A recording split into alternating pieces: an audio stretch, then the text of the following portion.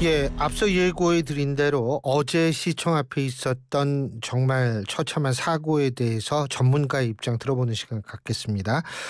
자동차 명장이시죠? 카 123 택의 대표이신 박병일 대표 연결하겠습니다. 안녕하십니까? 네, 안녕하세요. 어제 이 사고 역주행 사고라는 것이 거의 이제 일반적으로 얘기를 하는 건데 어제 그거 보시면서 원인은 뭐라고 생각이 드셨어요? 사실 우리가 차량 영상을 보면 예. 역주행차 맞죠? 근데 이 사람이 운전자가 직업이 운전 전문 직업을 가진 사람이에요. 버스를 운전하시는 네. 분이죠. 그동안에 사고도 없었고 또 버스 운전사라면 일단은 운전자 자격증 플러스 뭐가 있냐면 전문 자격증, 그러니까 적성 검사를 따로 받아서 운전자로서의 자질이 있느냐, 한마디로 사고 능력이나 인지 능력이라든가 어떤 그런 것들이 제대로 갖췄느냐라고 보는 거거든요. 거길 통과했다라면 정말 베테랑 운전자라는 거고요. 네. 그다음에 버스 운전자는 보통 20년 경력이 넘었다는 거죠. 예. 그래서 저는 이 사건을 두 가지로 봐요.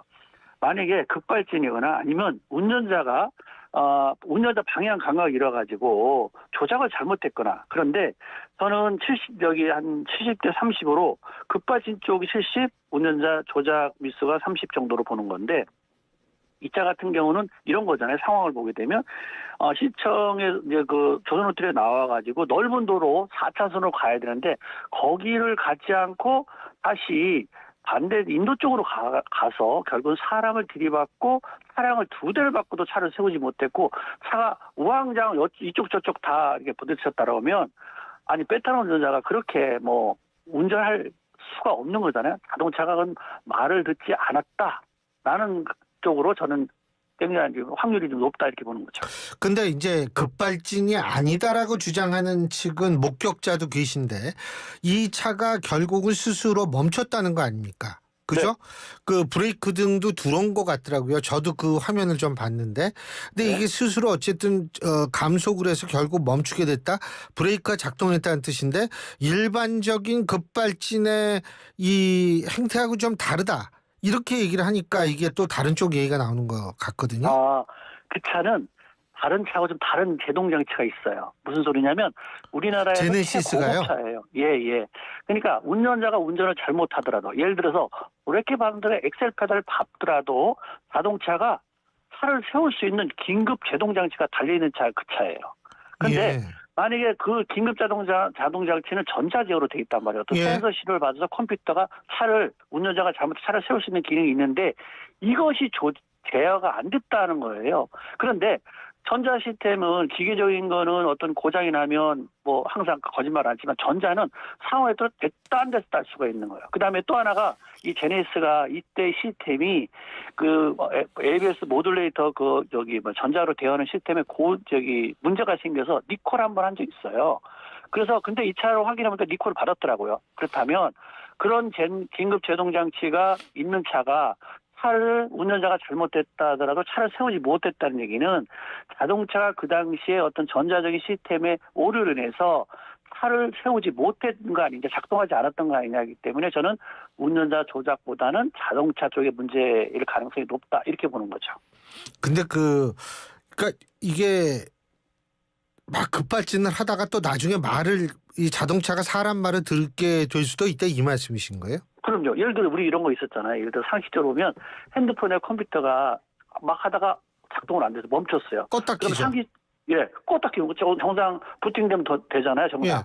똑같아요. 그런 컴퓨터 같은 스마트폰 컴pon이 자동차 몇 개 있느냐?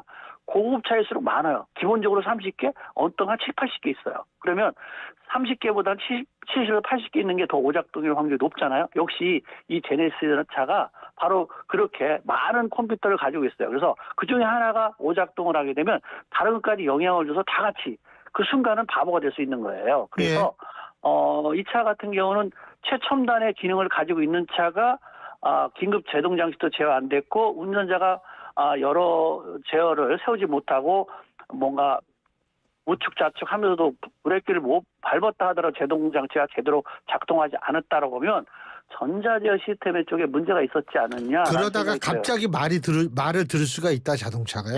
있어요. 그래서 이건 더 정밀하게 CCTV나 블랙박스나 아니면 EDR 장치라든가 아니면 이슈의 내용들을 더 정밀하게 확인되겠지만 영상 자료하고 운전자가 하는 내용들 여러 가지 상황을 보게 되고 사고의 유형들을 보게 되면 자동차의 결함이 가능성이 좀 많지 않냐 이렇게 저는 봅니다. 근데 이게 급발진되면 핸들도 먹통이 되나 보죠? 그 뭐 지그재그 운영하는 CCTV에 나왔는데.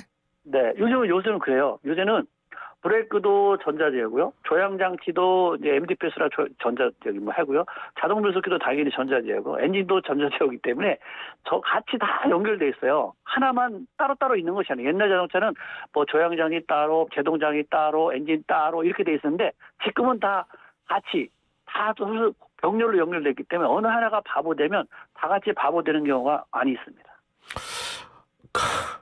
그러니까 옛날 차가 훨씬 좋네요. 제가 볼 때. 그래서 이런 말 있잖아요. 기계는 거짓말하지 않는데 전자는 환경에 따라서 거짓말한다.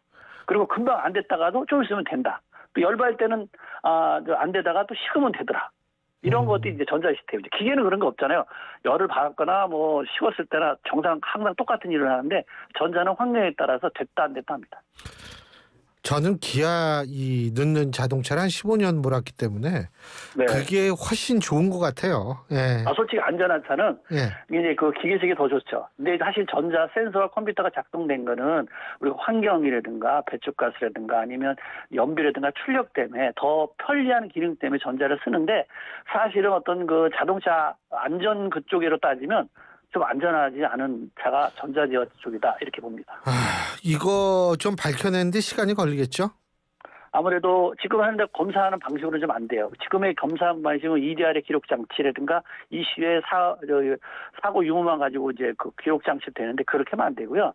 국가에서 하는 분석 사고 기록자 EDR 갖고 거기는 데이터만 가지고는 안 되고 그동안의 사고 유형하고 데이터하고 너무 다른 게 많기 때문에 더 정밀 검사가 필요한데 정밀 검사하려면 엑스레이 검사를 할 필요가 있어요. 무슨 소리냐면 우리 전자제품을 우리가 어떤 검사를 하냐면 샘플링 검사를 해요. 알겠습니다. 샘플링 검사가 아니라 전수 검사를 해야 된다 이렇게 봅니다. 예, 오늘 말씀 잘 들었습니다. 고맙습니다.